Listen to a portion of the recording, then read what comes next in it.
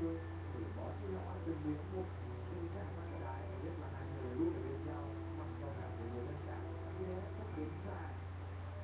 nhưng mà cuộc sống thực tế lại là một biết là ước mơ này không thể thực hiện được cậu rất buồn sau thời gian thì cậu quyết định